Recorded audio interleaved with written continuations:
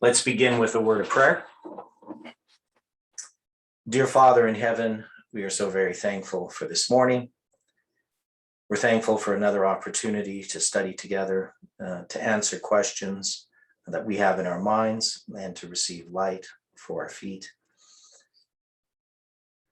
We know, Lord, we live in difficult times, and that you have provided this opportunity to study together through the technology of the internet.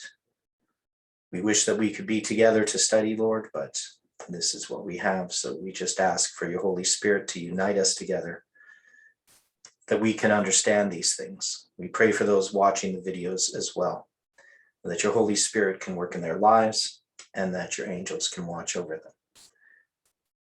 Be with us now in this study. Help us to have clear minds. And we ask that you can guide and lead on the particular points that we discuss. And we pray this in Jesus' name.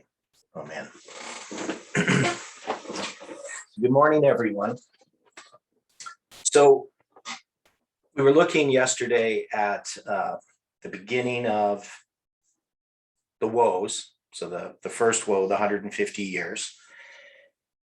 And we kind of skipped over some of this history. Now that's the history of the Crusades. And there's some really good videos on YouTube where they go over the history. Also Wikipedia, which I added to my article or to my paper, this passage from Wikipedia, which I still have to sort of, I just put a comment here, but there's more that I have to comment on about the sack of Constantinople. So this happens under the Fourth Crusade. So we had talked about how, so the Latin Christians, that is under the papacy, under the Fourth Crusade, it was Pope Innocent III, who was in charge of this Third Crusade, or the Fourth Crusade. So this is an expedition. He had sent them to recapture the Muslim-controlled city of Jerusalem. So this was usually their focus, was to go to Jerusalem. But in this case, they got a little bit sidetracked, and they ended up at Constantinople. So I guess to understand how that happened, I'm trying to understand exactly all of the politics that was going on. But it's a pretty scattered period of history from what I can see. When you look through this history of the Crusades, it's there's lots of different infighting that's going on, different political motivations, circumstances, weather, all these different powers that are, people who are becoming emperors of different things, who are falling, resigning, I guess, quitting, just because of being deposed. All these types of things are happening. It's way more confusing even than the present day, if that makes sense. So in this Fourth Crusade, they're going to end up sacking Constantinople. And that's going to be on April 12th or 13th that the sack of Constantinople happens in 1204. And what that does is it puts the Latin Christians, that is the ones that are connected to the West, it puts them in control of Constantinople. And it leads to a partitioning of the Byzantine Empire, which is going to weaken it. That's going to later lead to its fall. But this is still, 200 years before the Byzantine Empire falls, with the what we call the Siege of Constantinople in 1453. So I guess it would be 250 years. Now, without going into a lot of detail, there was a siege that began, and they were expecting payments from Alexios, who was the emperor of the Byzantine Empire, and he ends up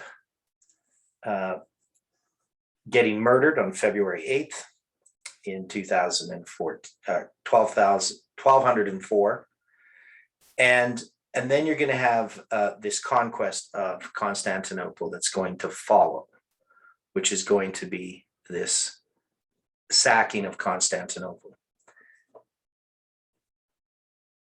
Now, what's going to happen is Constantinople is going to be retaken by the Byzantine Empire.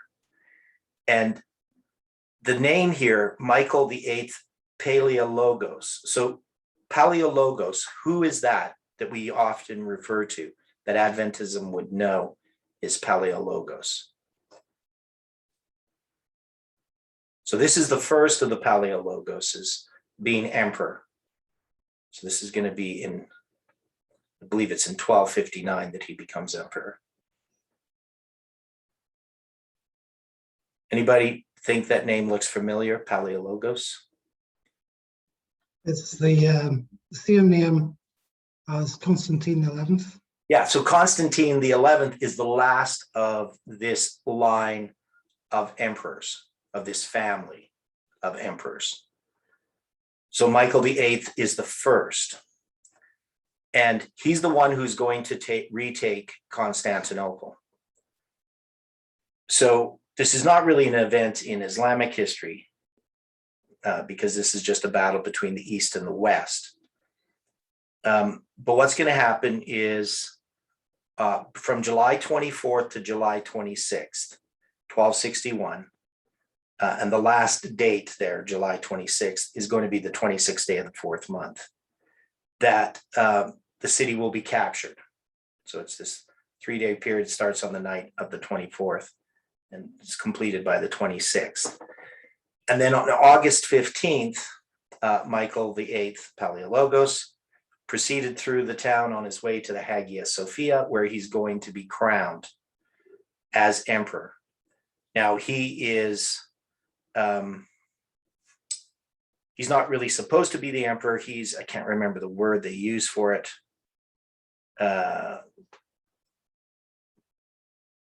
But he, instead of the rightful emperor, it's another family, he decides to become emperor, and they make him emperor for basically reconquering Constantinople. So then it's going to finally fall to the Ottomans in 1453. So this is just some of that history there that we had. Now, so it's interesting that we have this date, August 15th, for Michael VIII being crowned as emperor. So we have the symbol of midnight. We also have this connection, July 24th to 26th, with the 26th day of the 4th month, whether that's just some coincidence or it's part of a design here, I don't know. It's also interesting that this is in 1261. In 1260, the previous emperor of the Byzantine Empire tried to retake Constantinople, but could not do so. He failed. I think that was in June of 1260. So about a year previous, there was a failed attempt to retake Constantinople. Any questions dealing with that history? I know I briefly went through something that I spent a lot of time studying, but there's a lot of details there. But just in the general idea, what would be the significance of the retaking of Constantinople by the Byzantine Empire? And what would be the significance of them losing Constantinople to the Latins in the sacking of Constantinople in 1204?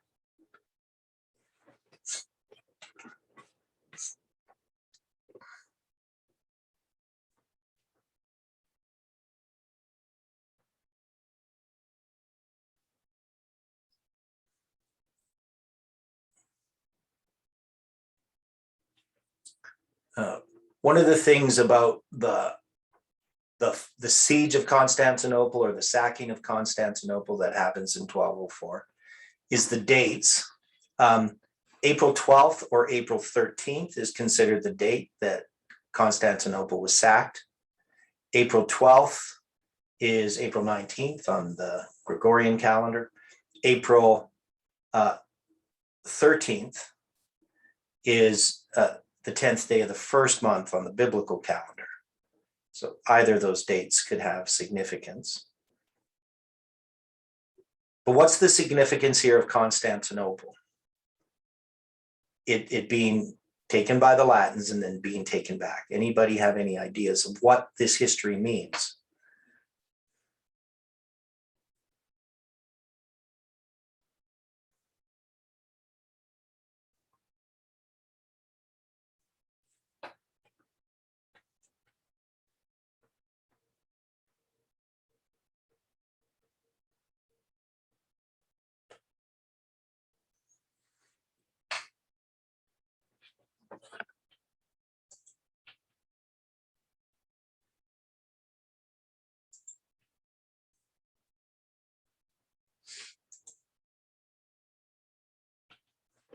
Anybody have any ideas on this? Why would we look at this history of Constantinople?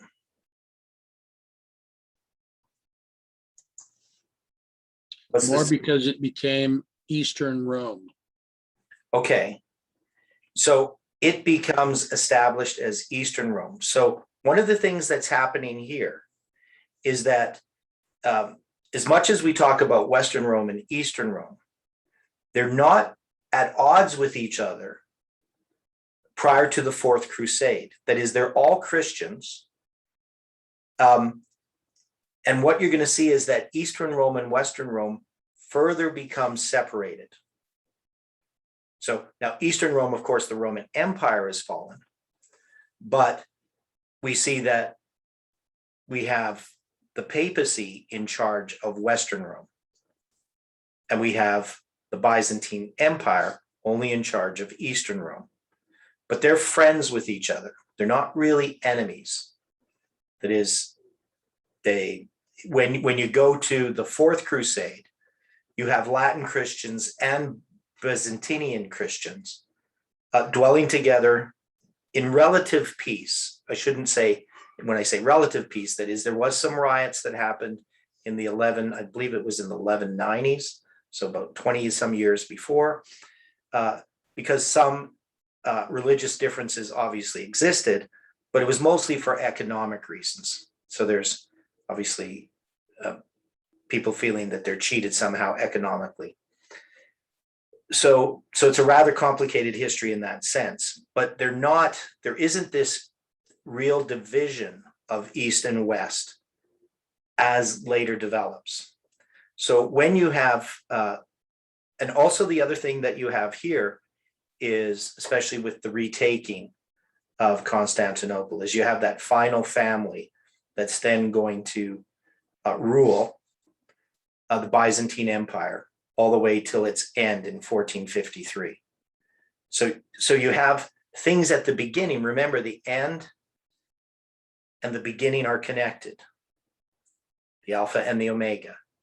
So looking at this history here with the really the first fall of Constantinople to the Latin Christians in 1204, and then finally its retaking. What else would we see in that? I mean, this is East and West, not North and South. But what do we see prefigured? Or what do we see also that's sort of a repeat of history? Because does Constantinople symbolize anything?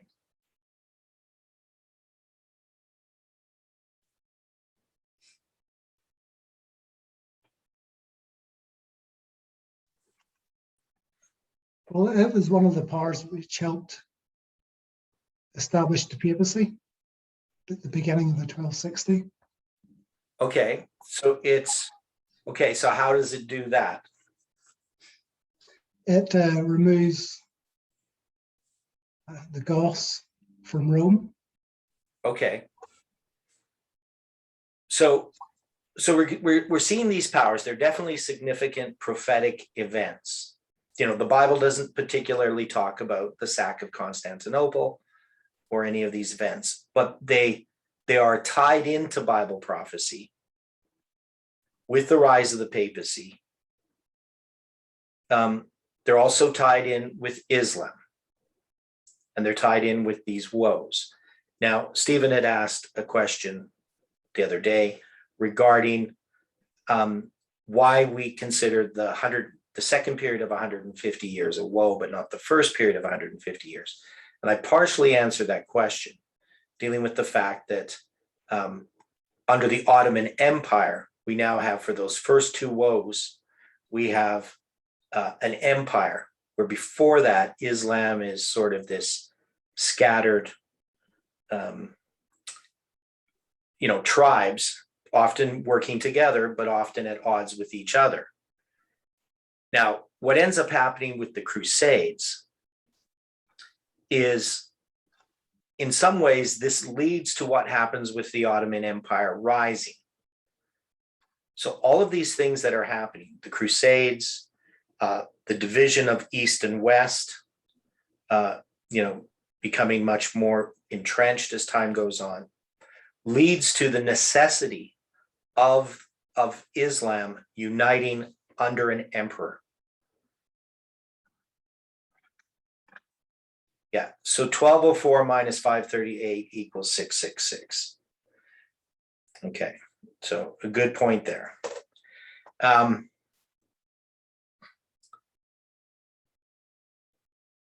So we have all of these different connections. We have calendar dates, we have spans of time that all can have symbolic significance. And these are events that are leading to the establishment of the Ottoman Empire. So the Ottoman Empire, its first 150 years are the first woe. And it's going to end at the time, that first 150 years, when the last emperor of the Byzantine Empire becomes the emperor, and that is going to be Constantine the 11th. And him coming into power in 1449 is connected to the fall of Constantinople that happens 4 years later. And it's because of his weakness as an emperor that he yields to the 4 Turkish sultans, and that's going to begin the period of 391 years and 15 days. That is the main focus of Josiah Lich's prophecy.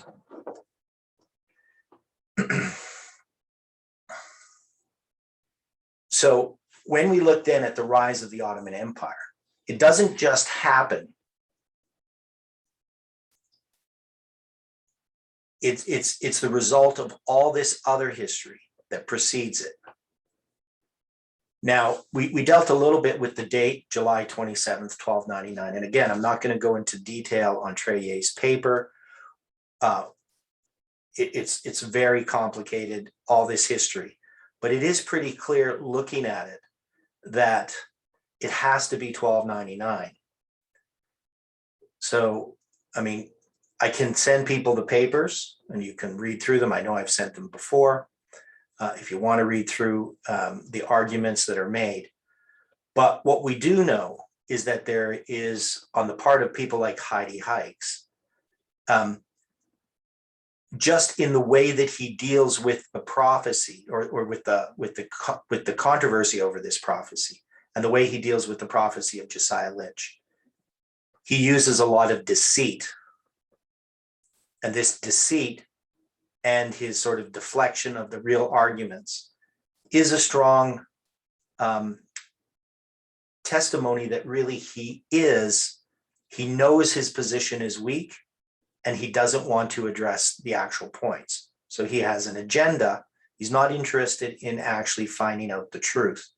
When you look at Treyer is not scared of the truth because the truth really points to 1299.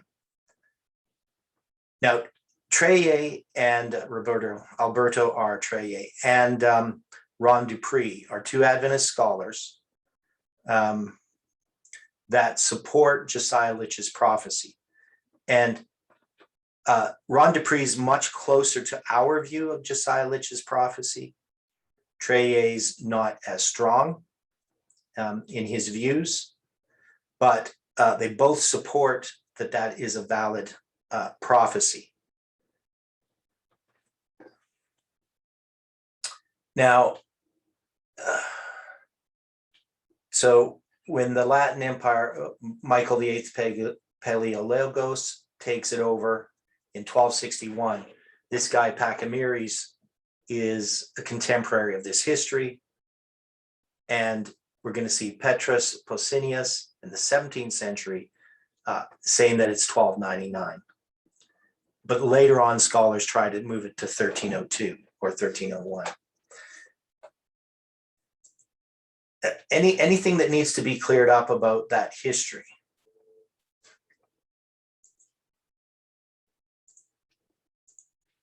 I'm not presenting it in the most organized fashion. So it's this history here. And when we look at the Crusades, they go from 1095 to 1291.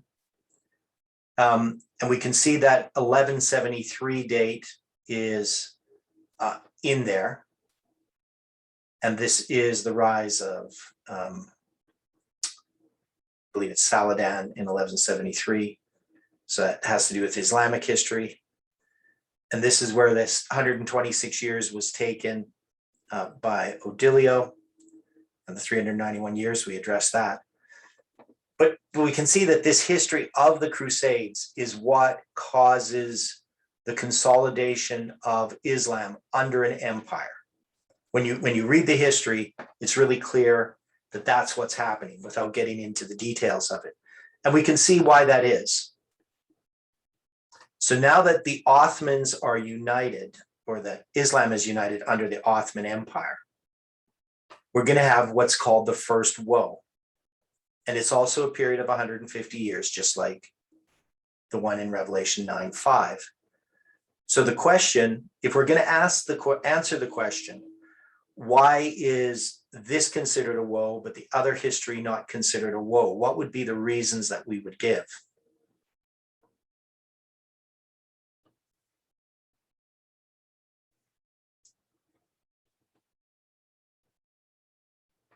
So the first thing is I say that they have a king, which normally locusts don't have a king.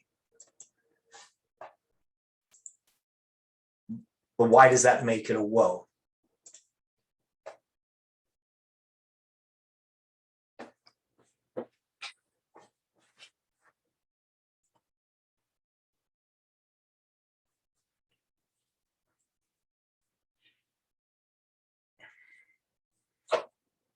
So Stephen, so when you asked that question, why did you ask the question about why is this a woe? The second period of 150 years, but not the first. What's the reason? Because I didn't know. Because you didn't know. Yeah. Okay, but there was nothing else behind it, like not any question about maybe that we should revise our view on what the woe was or anything? I mean, we have two periods of 5 months or 150 years. One's called the woe and one isn't.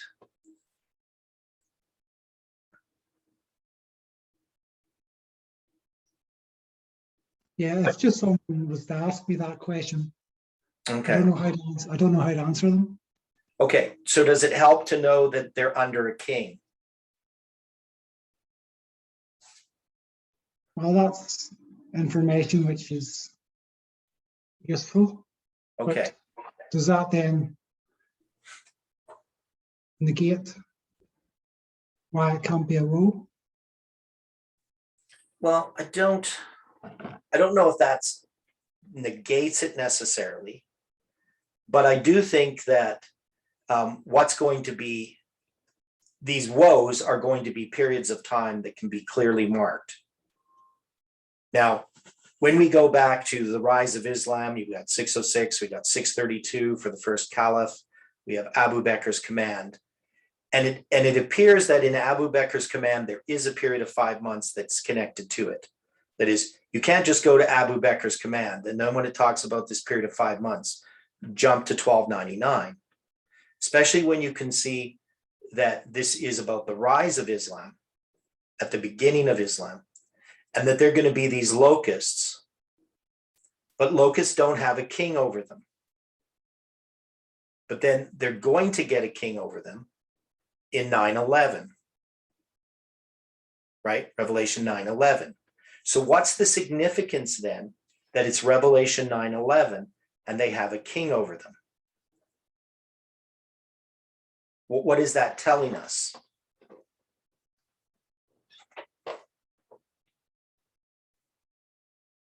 I mean, to most people, that a fact that it's Revelation 9:11 would just be some kind of coincidence. It wouldn't be significant because the Bible verses aren't inspired, but we know that God has overseen those.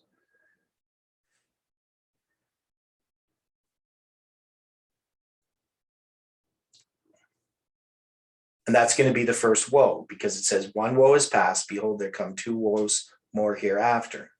Now, the question could be answered, because when you look at this, I mean, somebody could say, well, the first woe is just the whole of the fifth trumpet, that it's not saying specifically that the first woe is the period of 5 months, correct? Somebody could argue that.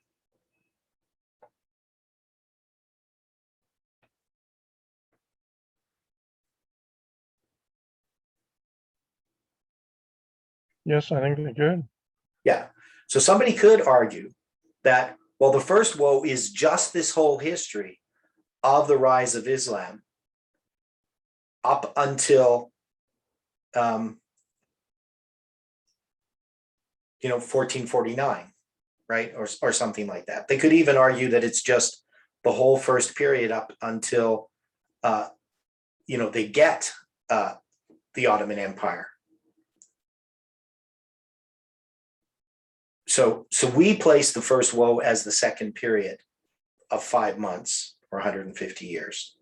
We don't include it in the whole trumpet. Now, do we have a good reason not to?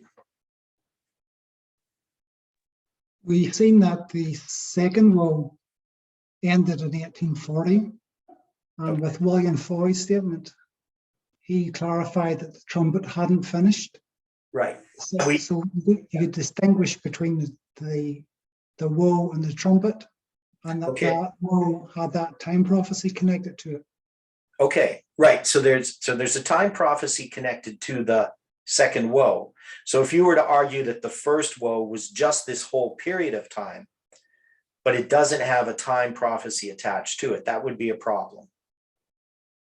And so I don't think that you can say that the woes are just the trumpets themselves.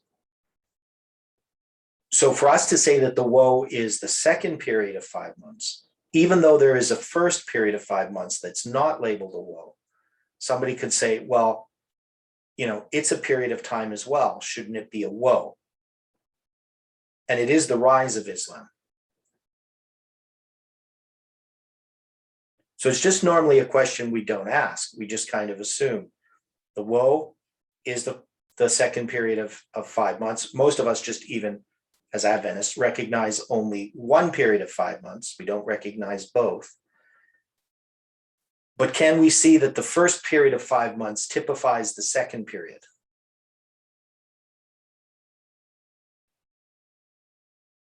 Why wouldn't it? Yeah. So that there's something about what happens in that first period of 5 months with the rise of Islam, and it's going to be connected then with the rise of the Ottoman Empire. So the Ottoman Empire becomes that first woe, but it's now has a king. So locust with a king is an unusual thing.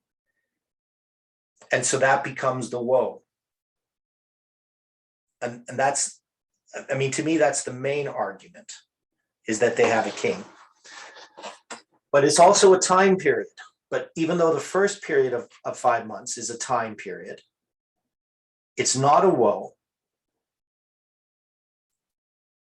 One is the Bible doesn't tell us it's a woe. I mean, it would have to be either the whole period of the fifth trumpet is a woe, or just the last 5 months of that fifth trumpet is a woe. But we have also recognized the time between the first and second woe has symbolic significance. That is, it's a period of 517 years, which is 126 plus 391. And we'd have to take that what's happening at the beginning is reflected in our history, where we apply those periods independently. We never even connected them initially. We just, after the fact, we noticed that there was this connection.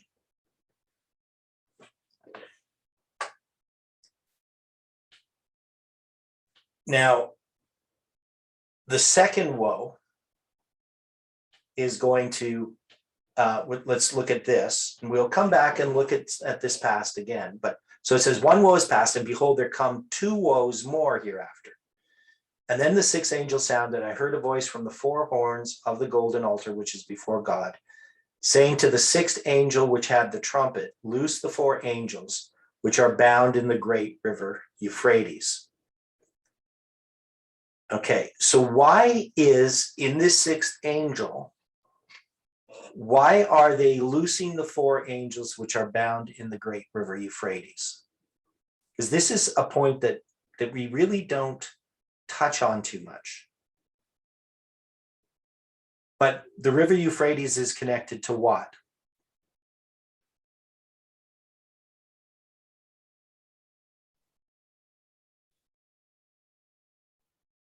Babylon. It's connected to Babylon. And we know the drying up of the river Euphrates has to do with the fall of Babylon on October 13th, 539 BC, right?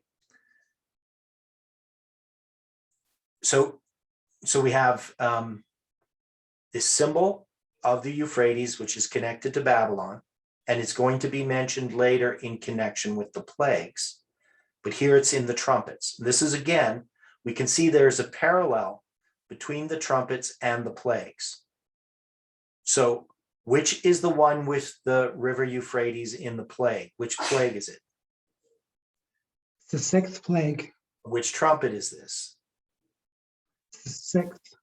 Okay, so we have the sixth trumpet once again, as with the sixth plague, you have Euphrates tied to it.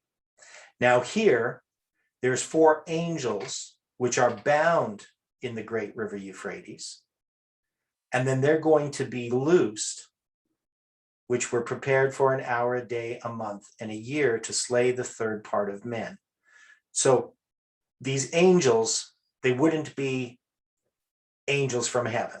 These would be a symbol. Angels is just messengers, right? That's angelos, just means messengers. So there's four messengers. This isn't talking about angelic beings or heavenly beings, correct? Yes. Okay. Now they're going to be loosed. So what's the symbol of four being loosed? It means worldwide. Okay, worldwide. Okay. And what is the loosening?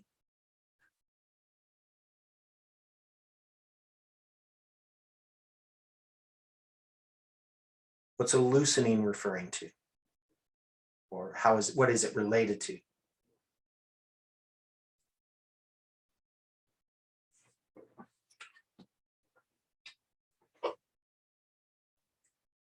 Because this was another point that I struggled to try to get people to understand way back when I started presenting in 2015 on Islam about loosenings and restraints.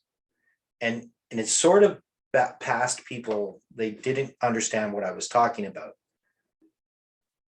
So when we look at the Islam at the beginning under the fifth trumpet, is Islam loosed or restrained?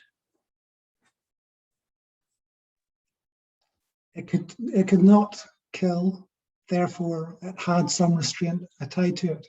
Okay, so it has a restraint tied to it because they could hurt but not kill, right? Under that period of time of the fifth trumpet, that's a characteristic of Islam. That is, they're not going to be able to overthrow the Eastern Rome, right? They're not going to be able to do that. So they're under a restraint. But here, at the beginning of the sixth trumpet, Islam is going to be loosed. Now, Now, what's the connection between the four winds and these four angels? Can we say that this has anything to do with winds being loosed?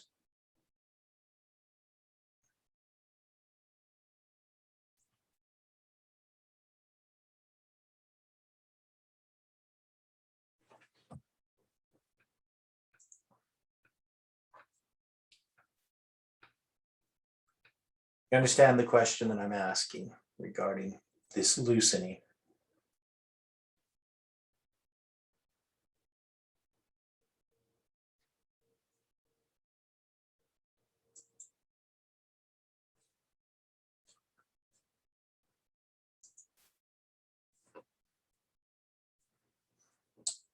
I mean, in Revelation, you're going to have, let me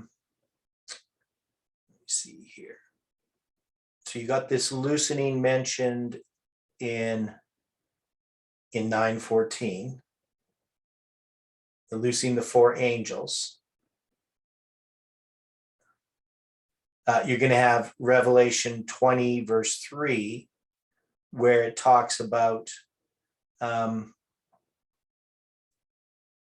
I cast him into the bottomless pit and shut him up and set a seal upon him that he should deceive the nations no more till the 1,000 years should be filled. And after that, he must be loosed a little season. So when we look at this word loose, we just think of it as being released. But it also relates to what in that verse, Revelation, here, let's look at it here, Revelation 23. I cast him into the bottomless pit and shut him up and set a seal upon him that he should deceive the nations no more till the 1,000 years should be fulfilled. And after that, he must be loosed a little season. So what is the word loosed related to?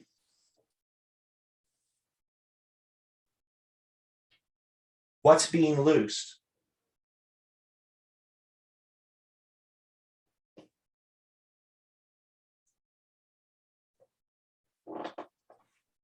Okay, well, let's look. What's that? Satan's ability to deceive. Okay, well, let's look at another loose in Revelation. And I saw a strong angel proclaiming with a loud voice, who is worthy to open the book and loose the seals thereof? So is there a seal in Revelation 20 and a loosening? Can we relate a loosening, because this is the same Greek word, to the opposite of a sealing?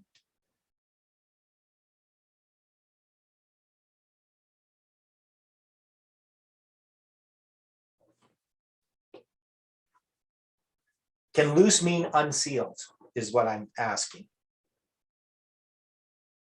Yes. Okay, right? So we don't normally associate it with that. We just look at a loose, oh, he's released. But you can see here that this loosening of the seven seals is the same Greek word, luo, or luo, right? So it just means to undo a seal. Something can be sealed up, and Satan is going to be sealed up, and he's going to be loosened, right? Because that's what Revelation 20, verse 3. He's going to be shut up and set a seal upon him, and then he's going to be loosed for a little season. That's after the 1,000 years, right? So that's going to be that period just before the great white throne judgment, right? But we can see then that loosening is unsealing. So when we go to Revelation 9, and it talks about loosening the four angels, which are bound. Now here it's going to use the word bound, so it's not using the word seal, but we're going to just say that it's analogous to it. Something that's restrained or bound or sealed up is then loosed. So what would it mean then that they're going to be loosed, that the four angels are loosed, which are bound in the great river Euphrates?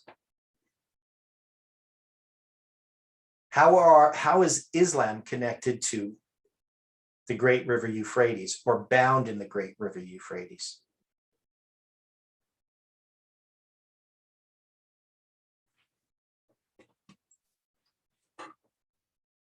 Well, by the 15th century, probably well before that,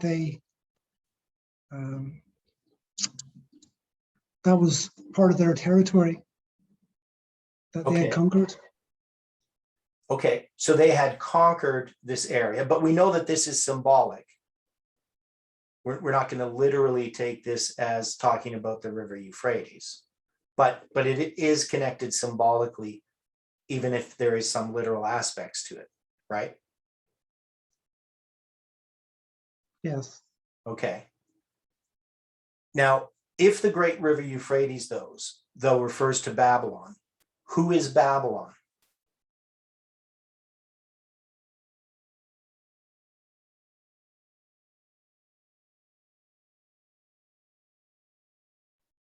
Well, we normally connect Babylon to Rome. Okay, so this has to do with Rome, right? Now, is there anything that we can say about 1449? Because this is what's going to be talked about in 1449, is that the sixth angel is going to sound, and we're going to have this loosening of these four angels, which are connected to Islam, but they've been bound in the great river Euphrates. So how could Islam have been bound in the great river Euphrates?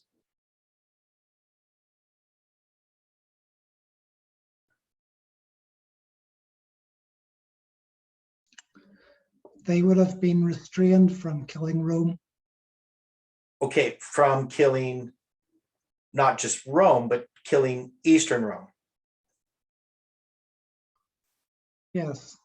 Okay, so if you look at the period of 150 years under the first woe, does the papacy have any part to play in what's Islam's ability to conquer Constantinople? I don't know how well we know that history.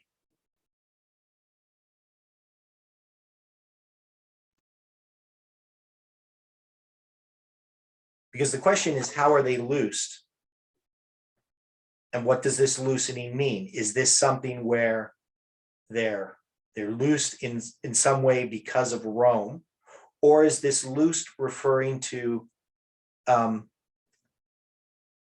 prophetic symbol that loosens them?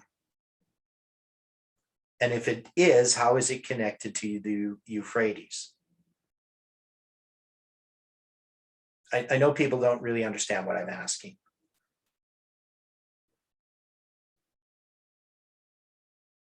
Are you trying to connect this to 1204 in the sack of Rome?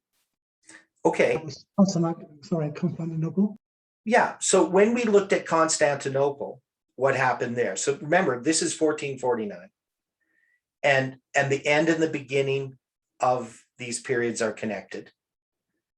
We know that there is things happening with the papacy prophetically, and that there's an environment that's being created that first in 1299 is going to create the necessity for the Ottoman Empire to exist in the first place. But even though the Ottoman Empire exists in 1299, it's not, and we need to study that history maybe a little bit more in detail of what happens during those 150 years.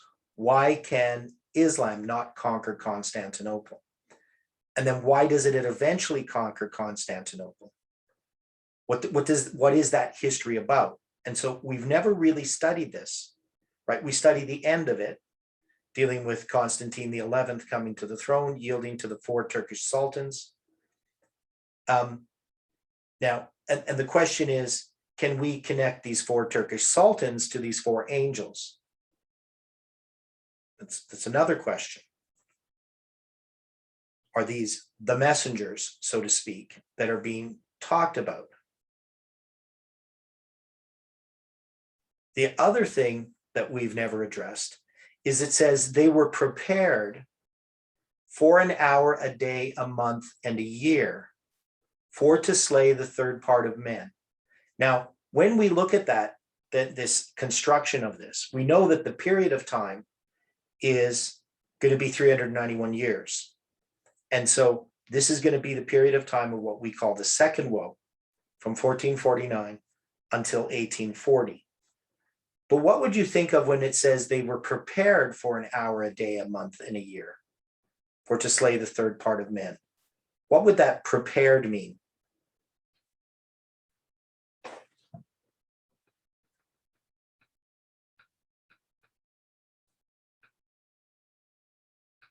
It also means to be made ready.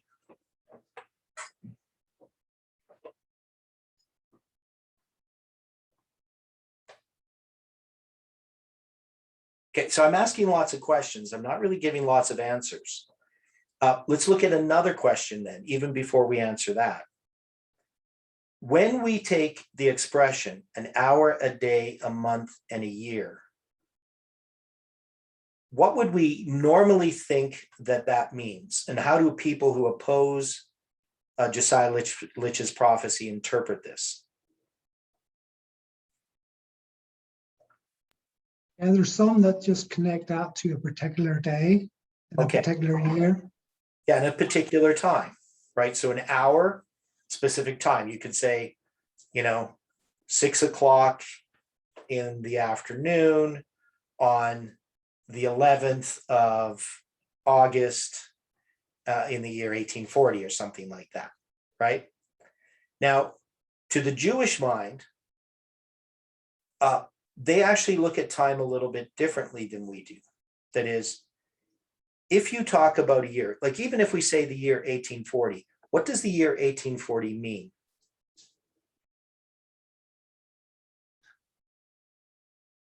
Is it a point of time or a span of time? Span of time. It's a span of time. That is, you're counting a period of time from January 1st, 1 AD, to that period of time, to that point, right? So it's a point that you're marking, but you're marking a period of time that leads up to that point. And this is, when we look at Josiah Litch's prophecy in more detail, we start to understand what's being talked about, why it's being divided in this way, an hour, day, a month, and a year. What it means prophetically. That is, it is marking a point of time, but it's a point of time from another point of time. That is, it's a span. So if I give a date, I'm also giving a span of time. Now, when we talk about the year, remember it's an ordinal count, right? 1840th year, if we were talking about 1840. Correct? And months are counted ordinally as well, as are days and as are hours. Would we agree with that? I don't see a reason for disagreement. Yeah, right. So, but we never really think about this, that these are ordinal counts when we give a date. And it's also, so if it's an ordinal count, that means it's a span of time, correct?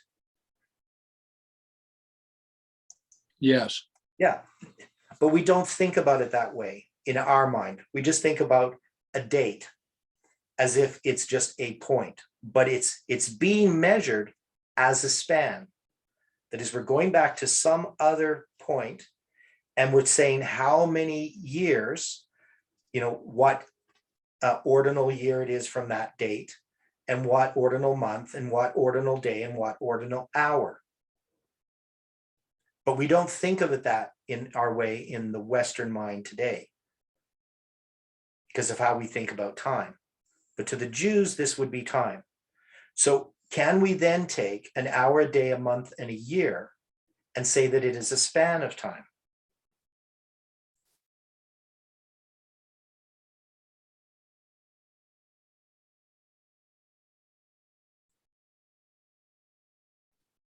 Well, it would be best if we understand it the way they intended it and used it. Yeah. Now, the other thing, though, is when we look at it as a span of time, we know that Josiah Litch added these together. He took a year as being 360 prophetic days, which would be 360 years. A month as being 30 prophetic days, which would be 30 years. A day to be one prophetic year, so one year. And then an hour to be 1/24th of a day, and 1/24th of a year is 15 days. So that's why he had 391 years and 15 days. But it is also pointing to a very specific point of time. So it's not just a span of time, but it's pointing to a span of time that has a particular start and a particular end. Now, the other thing that we do, or that Josiah Litch did, and we're going to look into this, because tomorrow we're going to go into a lot more detail on the 391 and a half. We're not going to do that today. I'm just going to kind of ask some of these questions. But one of the things that Josiah Litch does is when he counts from July 27th, 1299, and he adds these two time periods together, the 5 months and the hour, the day, and a month, and a year, he adds them together. So it's a period of how many years?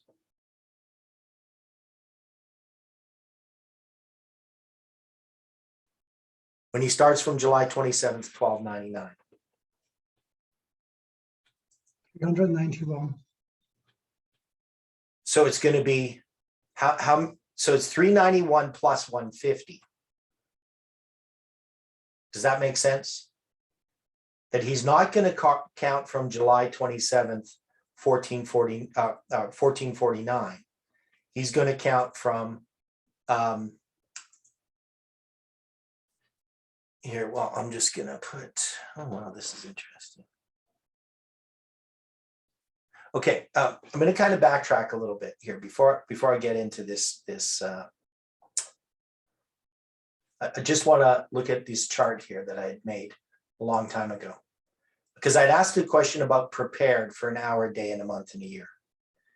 Now, if we go from the time that says March 12th, 1449, what happens on March 12th, 1449? Anybody know?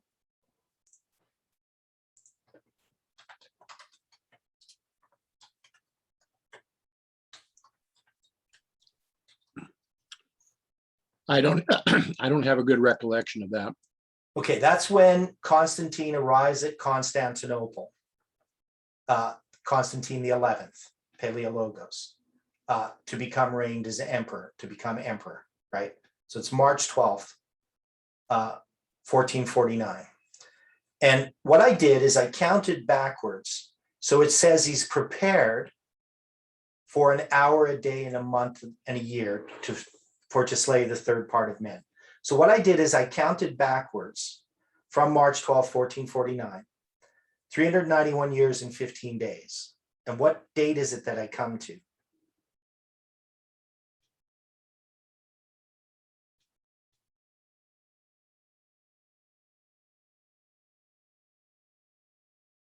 What's the date there? 26th of February.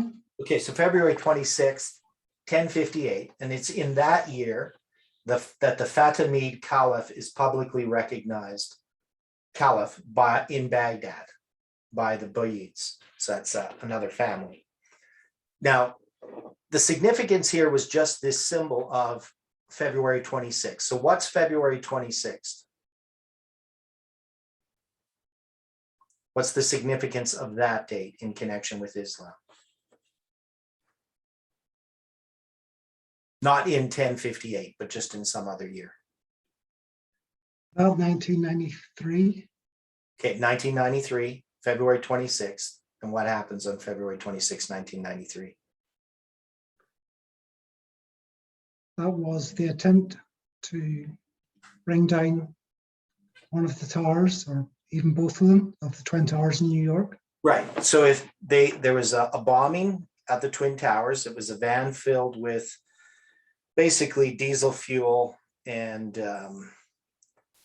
and explosives. And so it's nitroglycerin. And they tried to take down the World Trade Center. So I believe that they put it in the North Tower and in the parking garage, and like the 8th level of the parking garage or something like that. And it took out 3 levels of the parking garage. But if they had it 30 yards over to where they were supposed to place it, it would have taken down the North Tower, and the North Tower would have fallen into the South Tower. So we would have had 9/11, so to speak. We would have had the attack on the United States by Islam that would be marked prophetically. It would have happened on February 26th, 1993. But instead, they had to use planes to finally take it down in order to fulfill prophecy correctly. But we do have sort of this prefiguring of February 26th. Now, there's a lot in this history, and I think I found spelled Fatimid incorrectly. It's supposed to be a Y in there. But anyway, so this dynasty, or this caliph, arises here in this history 391 years and 15 days before Constantine the 11th takes the throne, which is going to lead to the fall of Constantinople. So whether this is significant or not, I don't know. But when I looked at this prepared, this was my first initial reaction. Well, if they're prepared for this much time, shouldn't I count backwards from 1449 and 391 years and 15 days to come to the event that marks their preparation? And whether this is valid or not, I came to this February 26th date, which I thought was significant. Now, but the other thing that I did is I counted also 391 years back from 1299. And that's where I saw then the 126 years and the 391 years from 782 to 1299. And so I said, well, maybe that's also a preparation, because we can look at that period of time as a preparation for the rise of the Ottoman Empire. So that wasn't what I wanted to actually look at initially, but where is it here? Okay, so here is where I wanted to look. So we got the 5th, 6th, and the 7th trumpet. So the 5th trumpet begins to sound in 606. And then we're going to say that the first woe begins on July 27th, 1299. Now, does anything happen in July 27th, 1449 that we know of?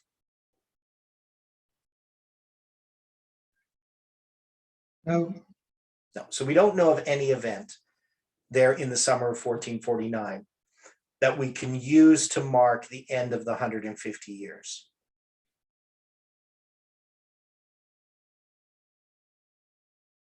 But we do know that Constantine the 11th in that year yields to the 4 Turkish sultans, but it's not on July 27th. It's back in the beginning there in February. And then I believe it's in February. And then March 12th, he arrives at Constantinople to be crowned emperor. But he first has to yield to the 4 Turkish sultans. So the way that Josiah Litch counted this period of time is he didn't count from July 27th, 1449. He added the 150 years to the 391 years to get 541 years. And then he counted from July 27th, 1299.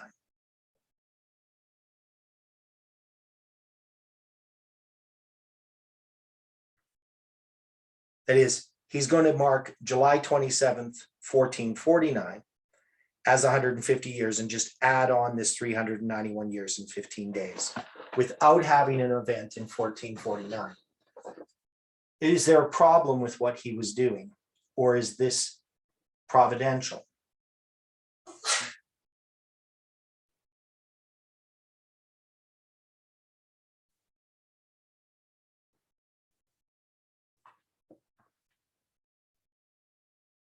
I believe it to be providential.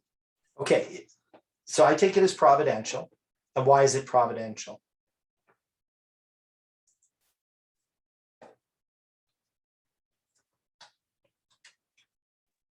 That's correct. Okay, but it also plays into how we end up understanding some of our periods of time where we don't have an exact date or an event. We have a date, but not an event. So just to look at this, I'm going to go over here to Words of the Pioneers. This is going to be Charles Fitch, and it's a letter to Josiah Litch. They first hurt that people by repeated inroads in their armed horsemen for the space of 150 years, and then took possession of Greece and put to death whom they would for an hour a day, a month, and a year. So when he means Greece, he's talking about the Byzantine Empire. 1 year, 360 days, or years, as time is usually computed 1 month, 30 days, or years, 1 day, etc., etc. In all 541 years, 15 days.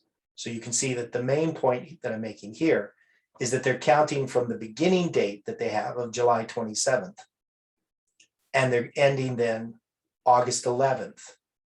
So, and I'm not sure when this letter was written here. I'm just going to try to go back. We have a date for this letter. It might be at the end. But this is, let me see here. Oh, so,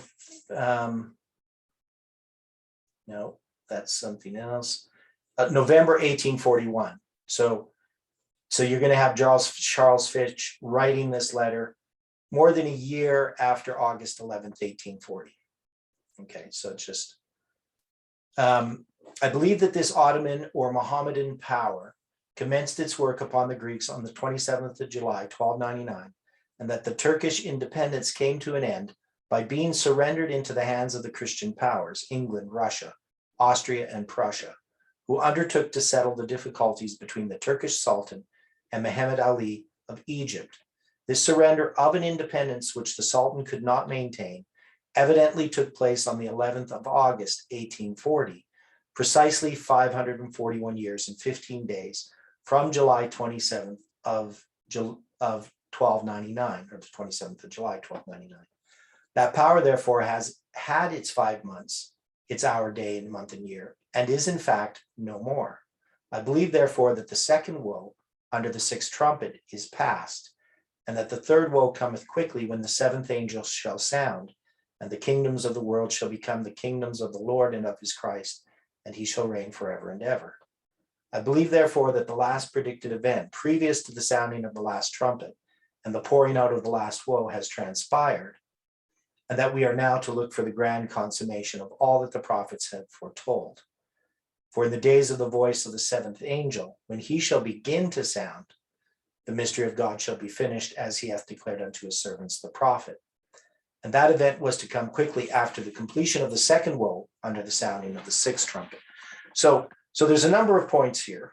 And the main point for me is that when we're going to count this period of time, we're going to put it together, right? So it's going to be a period of 541 years, not just a period of 150 years, and then another period of 391 years, 15 days. That we're going to count it all together from July 27th, 1299.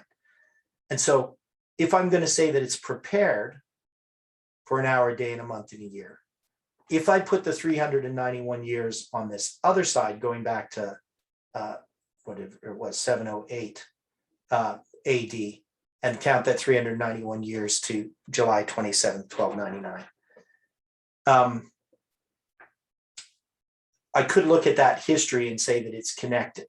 So not going to go back there, but to me, that there's this progression of events under all of these trumpets, but we have these periods of woes. And so to mark this, if this is prepared for an hour, day, and a month, and a year, but this period of time here, whether you're going to say from 606 or whatever, this is the preparation that's going to lead to the beginning of the first woe. And that the first woe and the second woe are a continuous period of 541 years and 15 days. And that would be the other reason then, I would say, why this is a woe. It's connected to the second woe, and it's a period of time. And it's pointing out a very specific period of time that is a combination of two periods of time. And that's how it was understood by Litch. And then it's going to be pointing to a specific date, and that's going to be August 11th, 1840. Does that make sense to people? Even though it's presented in a bit of a scattered way, that we can see that the way that Litch understood this prophecy, and Charles Fitch as well, is that you have to have the first and second woe connected as one period of time.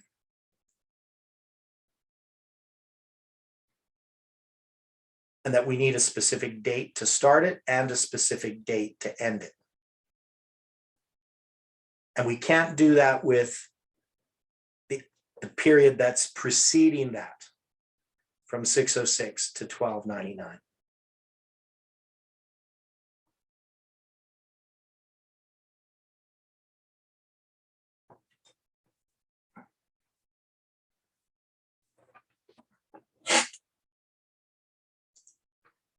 Any more thoughts on that?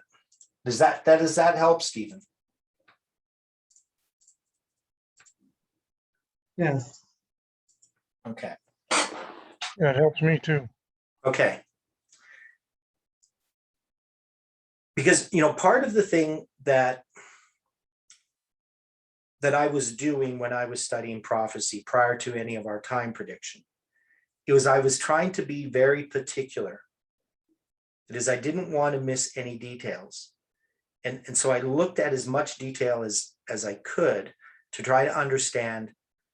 And one was to try to show either that we were wrong, and this goes back even to the 2520. If the 2520 was wrong, I wanted to know it.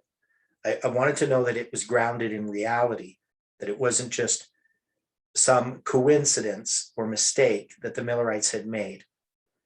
And to me, it was essential to understand that if I was going to understand that Adventism was true. Because for me, I always had this question in the back of my mind, because I knew that if our chronology was wrong, then Adventism was wrong. And that, maybe it has some truth in it, but it was also had lots of error. And that maybe I had to look somewhere else for the rest of the truth. That was how I became an Adventist. I wasn't just, I accept everything the church says. I had to continue to study this. But I had these questions in the back of my mind for a lot of years until I came into this movement and began to study the 2520. And for me personally, that's when I became truly a Seventh-day Adventist, that I accepted the spirit of prophecy fully. Even though I was a conservative Adventist, I always had this doubt on the back burner. And that doubt was removed with the understanding of chronology. Because now I knew that Adventism was founded on a solid chronology, and that all of these prophecies were part of a structure, and that this structure was extremely sound. So when I'm looking at Josiah Litch's prophecy, and I'm looking at the criticism, so I started studying Josiah Litch's prophecy in 2013, but I really didn't get into it in detail into 2015. And the reason I started studying into 2013 is I started to read Heidi Heich's books, because Jeff had mentioned them as attacking the daily. And in doing so, I ran upon this book of Heich's on Satan's counterfeit prophecy, referring to Josiah Litch's prophecy. So in 2015, I decided to tackle his arguments and to look at what he was saying and to see if what he was saying was so. And I found that he was deceptive. He wasn't honest, which is always a sign that somebody's, you know, when they're trying to be deceitful, you know that they know they're wrong, but they have an agenda. And so Heidi Hikes had an agenda. And so I could see quite clearly Heidi Hikes was wrong in his arguments against Josiah Litch's prophecy, but it allowed me to find something quite remarkable. And the main thing that it helped me to find was this chronology dealing with here. Let's see if we can find it. Okay. This is what we're going to look at in more detail tomorrow, that we're kind of familiar with, this idea of the 26th day of the fourth month. So what I have here is just, now it's not the Karaite calendar, but back then I thought it was the Karaite calendar. It's the biblical calendar. And according to the biblical calendar in 1299, July 27th was the 26th of Tammuz. Tammuz is the fourth month. And so that's where the 541 years and 15 days commences. And so in order to count how Josiah Litch was counting it, I then noticed that in 1840 on the Gregorian calendar, so this is a Julian date, this is a Gregorian date, but the date he counted from, July 27th, was the 26th day of the fourth month. And that meant that August 11th was the 12th day of the fifth month on the biblical calendar. But the point was that August 11th was connected to this July 27th date in 1840 as the 26th day of the fourth month, just as it was in 1299. So back in 2015, I had looked at 1449 at the 26th day of the fourth month. And when I did that, I didn't see any significance of it. So what I had done, so I'm going to switch here.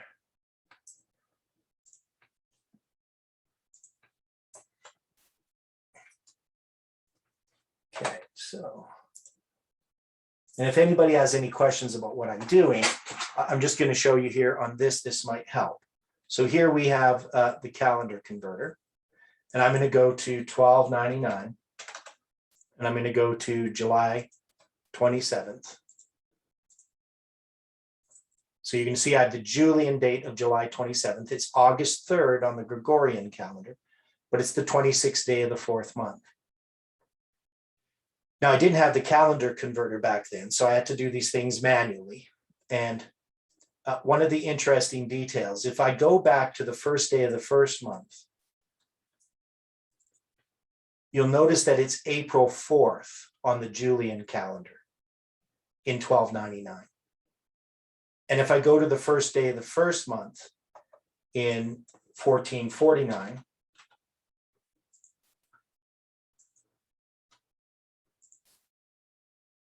it's also going to be April 4th, but on the Gregorian calendar this time. So if you count, if April 4th is the first day of the first month in 1299 and on the Gregorian calendar, you're going to also notice that if I go to 1840 and I go to April 4th, it's also going to be the first day of the first month. So that means if I go to July 20, if I go to the 26th day of the fourth month, it's going to be July 27th in 1840, right? It's going to be in 1449, it's going to be July 27th, whoops, right? It's going to be the 26th day of the fourth month. But July 27th in 1299 is going to be a Julian date, right? You see that? But back in 2015, since I didn't have this calendar converter, all I had was this. So this is just a ephemeris.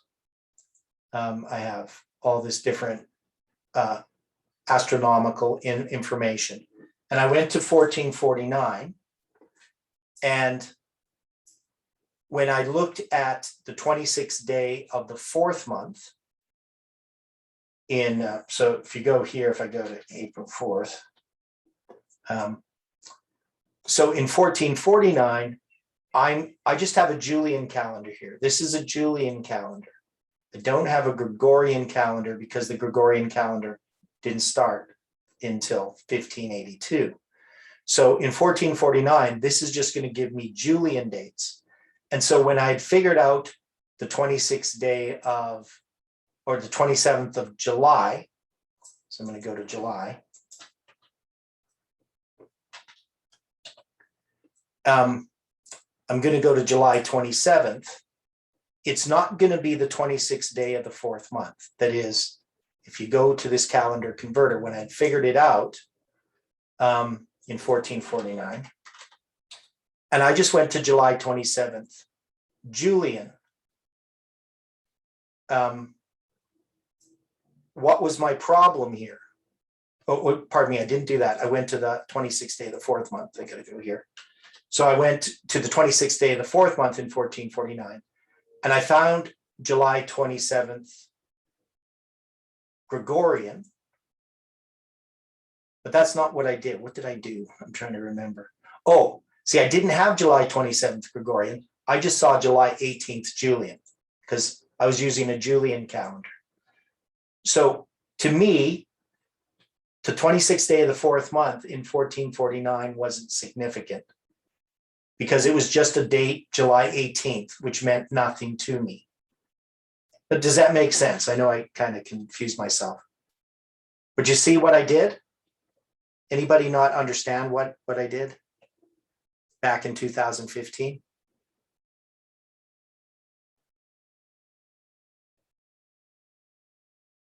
Now, if I looked at July 27th Julian, such as Josiah Litch was doing. So Josiah Litch, he's just counting from 1299, July 27th to 1449. I mean, that's biblical date is the 6th day of the 5th month. It's August 5th Gregorian. It's July 27th Julian. But he's not really counting this as a date. He's going back to 1299. So the significance for me of seeing only July 18th and not seeing July 27th is I didn't think that this was significant. I didn't think that July 18th in 1449 meant anything. I did think it was significant that I could count from the 26th day of the 4th month. So that's what I was counting, the 26th day of the 4th month. But I didn't know this was July 27th Gregorian. I didn't understand enough back then to recognize the Gregorian date was July 27th. I only saw the Julian date was July 18th. And I had no significance of that date back in 2015. That date didn't become significant to me until I saw Samuel Snow's letters in 2017. And then, of course, it became even more significant when we found it in Ezekiel, and we connected Josiah Litch's prophecy and Ezekiel's prophecy together, which we first did in 2016, but didn't recognize the July 18th date. Does that make sense to people? Anybody not understand what I'm doing?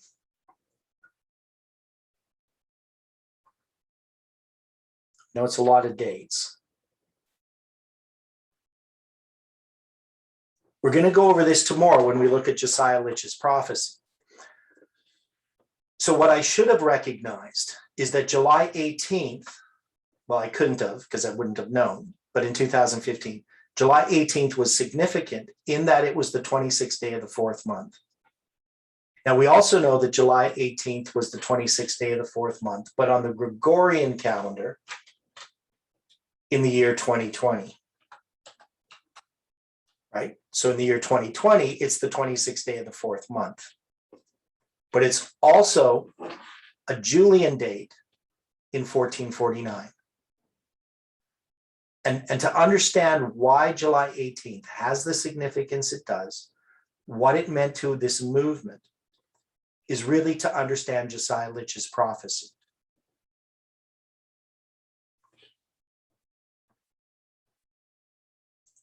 Any questions?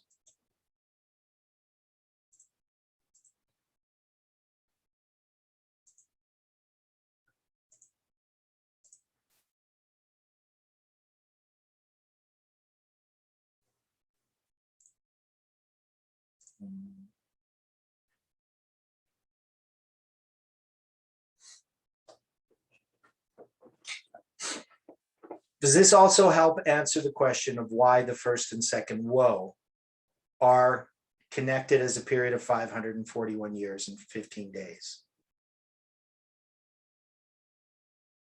That we couldn't go back to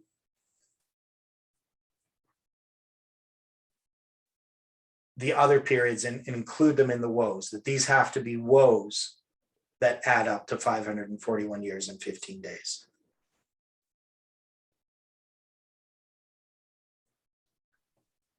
This supports the argument. This is what?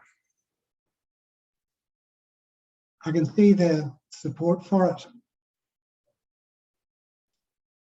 Okay, I didn't catch the word you said. I believe it supports the argument. It's the fourth or forced? Supports. Okay. I don't understand the word you're saying. Support. Oh, a support. Okay. Okay. I see what you're saying now. So it's a supporting argument. Okay. But I think if we're going to take that Josiah Litch was correct, we would need to see that his combining of these two periods, 150 years and 391 years and 15 days, ties them as the first and second woe. Right? So it's a supporting argument. So it's one of the arguments. Now, we're going to see as we start to go through this, because one of the things that we really need to understand is September 11th. How it's connected to Josiah Litch's prophecy.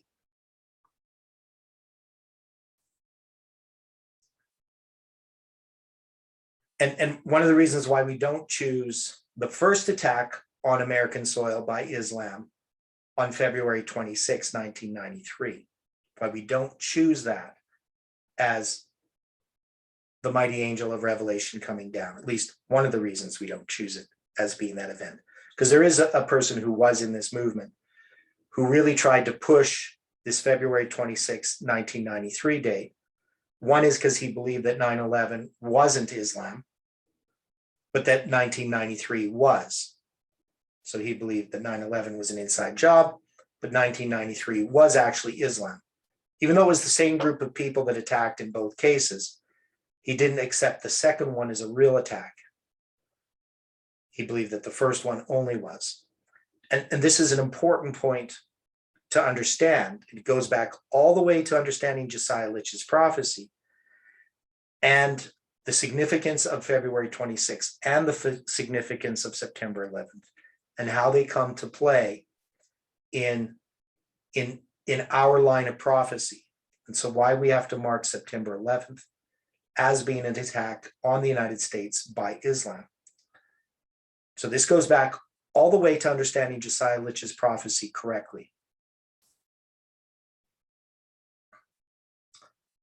Now, probably I should leave it there for now. And we'll come back to more details on Josiah Litch's prophecy. I know people probably have lots of questions and things they don't understand. You can always write me if you don't want to say it here.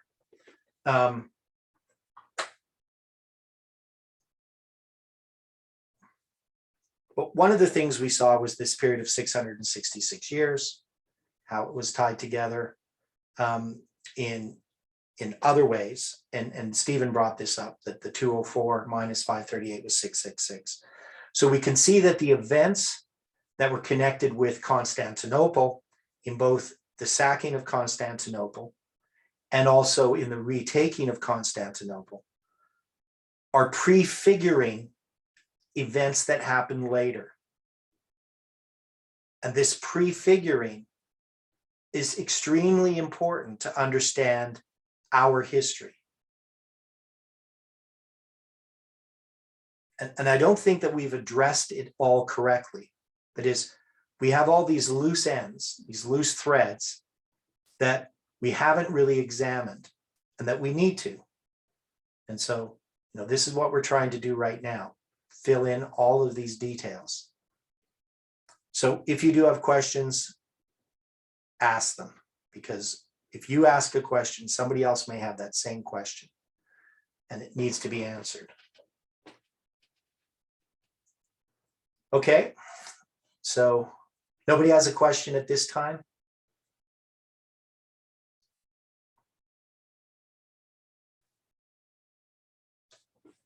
I'm sure some will come up. Okay, well, let's close with a word of prayer.